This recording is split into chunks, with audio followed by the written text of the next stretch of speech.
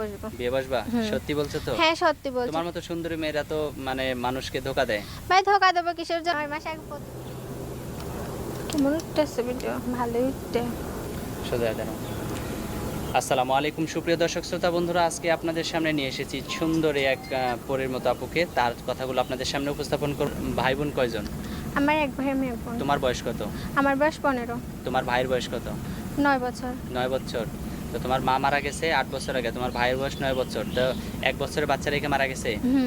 তাহলে এত ছোট বাচ্চা থেকে কি সমস্যার কারণে মারা গেছে? আমার মা গাড়ি অ্যাক্সিডেন্ট করে মারা গেছে। গাড়ি অ্যাক্সিডেন্ট করে মারা গেছে। তখন তোমার সেই ভাইটা কোথায় ছিল?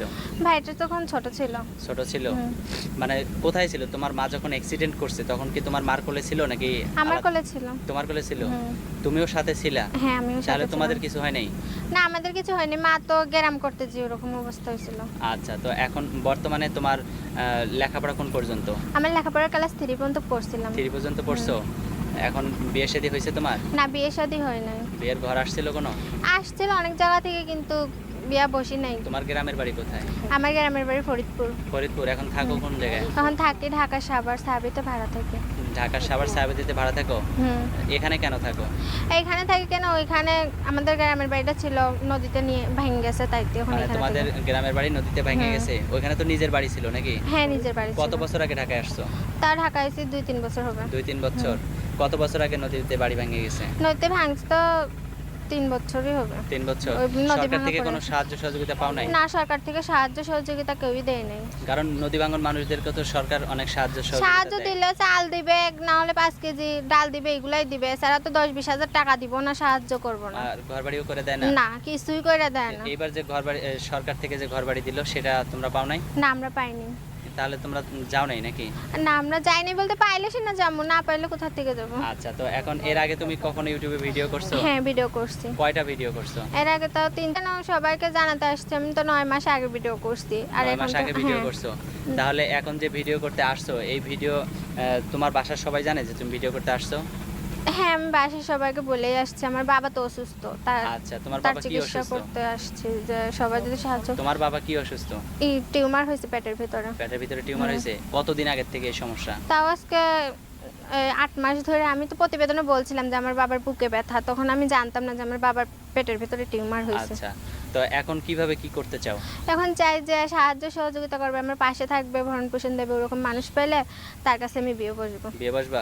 সত্যি বলছো তো? হ্যাঁ সত্যি বলছি। তোমার মতো সুন্দরী মেয়েরা তো মানে মানুষকে ধোকা দেয়। ভাই ধোকা দেবো কিসের জন্য? আমারে মানুষে ধোকা দিয়েছে। 9 মাস আগে প্রতিবেদন ছাড়ছিলাম, তারা খালি ফোন দিয়ে বলছে কি, রিয়া তোমার সাহায্য করবো, তোমার বাবার চিকিৎসা করে দেবো, তুমি টেনশন করো না, আমার লগে কথা গো। এটা বলে সবাই খালি কথাই বলে গেছে, আর বলছে সমস্যা নেই। একটা স্যার আমার 1 মাসের ইয়ে নিছিল, ভার নিছিল, নিয়ে সেই স্যার আবার চলে গেল অন্য তুমি মেয়ে তাকে দেখে। ধোকা দিছো? আমি তারে ধোকা দেইনি, হয়তো সেই টাকা আমার দিতে ঠিক কম আছে। বেশি করছিল তোমার সাথে, এই না কারণে তুমি হয়তো ওইটার তাকে জন্য ধোকা না, দিছো। আমার বলছিল তোমার বাবার চিকিৎসা করে দিব। আচ্ছা। এই কথা বলে কথা বলছে 1 মাস বইলা, তারপরে যখন বাবার চিকিৎসা করার টাইম হয়েছে, টাকা পাঠাইবো, তখন আর ফোন দেয় নাই। তখন আর আমি ফোন দিছি, তারা ধরে নাই। পরে আমার বলছিল ভিডিও ফোনও তোমার কিনা দিব। আমার অনেক কিছুই আশা দেখাইছিল, কিন্তু কিছুই দেইনি ভাই। সেই লোকটা কোন জায়গার? সেই লোকটা বাইরে থাকে। বাইরে থাকে? বাংলাদেশে তার বাড়ি কোথায়? বাংলাদেশে তার বাড়ি নোয়াখালী। নোয়াখালী? আচ্ছা ঠিক আছে, তো এখন তুমি কি রকম লোক হইলে তোমার মন মতো হবে? আমার কাছে ওই বয়স্ক, যেরকমই লোক হোক, বয়স্ক হোক জোয়ান হোক। বয়স্ক হইলে তো তুমি বিয়ে করবে না, এটা তো না মিথ্যা কেন কথা। না, আমি বিয়ে বসবো, বয়স্ক হলেও বিয়ে বসবো। মানুষ অভাবের কারণে কি না করতে এটা পারে তো আমি ভাই? বিশ্বাস করি না। কেন না হলে বিশ্বাস না করলে তারে নিয়ে আসেন, সে আসে আমার বাবার, না হলে চিকিৎসা করে দিয়ে আমার বিয়ে করুক আগে। তাই? হ্যাঁ আমার বাবার চিকিৎসা যা করাবে তার কাছে তো বিয়ে আচ্ছা বসবো। ঠিক আছে রিয়ামণি, তোমার কাছ থেকে আমরা তোমার অনেক কিছু আমরা সংক্ষিপ্তভাবে জানার চেষ্টা করলাম। তো এখন তোমার ফোন নাম্বার তুমি ভিডিওতে দিতে চাও? হ্যাঁ দিতে চাই। আচ্ছা, তোমার ফোন নাম্বার মুখস্থ আছে? হ্যাঁ মুখস্থ আছে, কিন্তু ভাই আমার তো আরো কিছু কথা আছে। আচ্ছা, সেটা আমরা একটু পরে শুনবো। তোমার ফোন নাম্বারটা আমরা আগে দিয়ে নেই। আচ্ছা আচ্ছা, তোমার ফোন নাম্বারটা বলো, আমিও তোমার সাথে সাথে বলবো, ঠিক আছে? আচ্ছা। আচ্ছা বলো, তুমি লেখাপড়া করছিলে কোন পর্যন্ত বলো? ক্লাস 3 পর্যন্ত। ক্লাস 3 পর্যন্ত। আচ্ছা ঠিক আছে, নাম্বার বলো। 017 017 66 66 86 86 44 44 63। 63, এটাই তো নাম্বার? হ্যাঁ। নাম্বারটা আবারও বলো। 017 017 66 66 86 86 44 44 4463 63 হ্যাঁ আচ্ছা, এখন তোমার যে কথাগুলো আছে সেটা আমরা বলো, আমরা তারপরে তোমার কথাগুলো শেষ হওয়ার পরে আমরা ভিডিও থেকে আমি শেষ চাই করবো। ভাই সবাই যেন আমার ফোন দেয়, ফোন দিয়ে খারাপ কথা না বলে, আর সবাই যেন কথা বলে ভালোভাবে। কেন সবার ঘরেই তো মা বোন আছে, কেন সবার মান সম্মান আছে একটা। আমরা যে অসহায় মেয়ে বলে আমাদের মান সম্মান নিয়ে টানাটানি হবে, এটা চাই না। তো তোমার এ পর্যন্ত তোমার মান সম্মান নিয়ে কেউ টানাটানি করছিল? না ভাই, এভাবে তো খারাপ কথা বলছে ফোন দিয়ে, মানুষে খারাপ খারাপ কথা বলে ফোন না, দিয়ে। ভালো মন্দ মিলিয়ে তো মানুষ, তাই না? যারা খারাপ তারা খারাপ কথা বলতেই পারে, স্বাভাবিক, কারণ তারা তো ভালোটা শেখে নেই কখনো।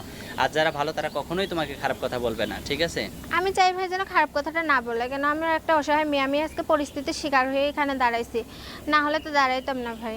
আচ্ছা, তো এখন রিয়ামণি আমরা তোমার ভিডিও শেষ করব, ঠিক আছে? আমরা শেষ পর্যায়ে চলে এসেছি, আর- কিন্তু এখানে আমি আরেকটা কথা বলতে চাই। সেটা হচ্ছে এই ভিডিওতে যে নাম্বার দিছো, এই ভিডিওতে নাম্বার দেওয়ার পরে যদি কেউ হয়রানির শিকার হয় আর কেউ যদি কোনো সমস্যার সম্মুখীন হয়, তাহলে কিন্তু এটা ড্রাইভার কিন্তু তোমার, ঠিক আছে? হ্যাঁ দাঁড় ভাই, আমার নিলাম। আর আমি বললামও, যদি আমার নামে কোনো খারাপ কমপ্লেন আসে তাহলে আপনি ভাই আমার বাসায় এসে না হলে আপনি সব কিছু করে দিন। খুব ভালো লাগলো আমার।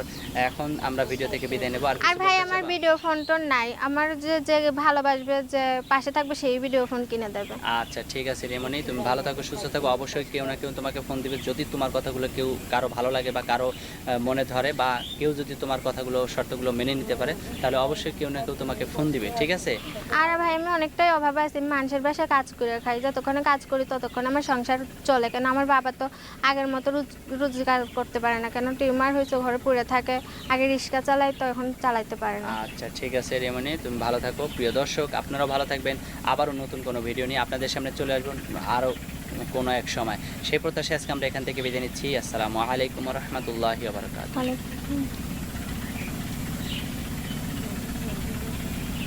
তুমি যদি বিজয়ী হতে চাও, কিছু কার্যকর পদক্ষেপ অবশ্যই তোমাকে গ্রহণ করতে হবে।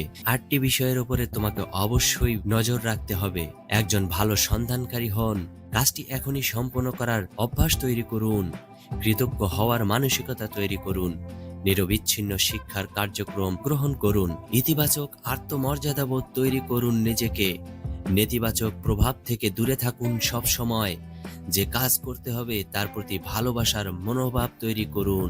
ইতিবাচক চিন্তা ও কাজের মধ্য দিয়ে আজকের দিনটি শুরু করুন।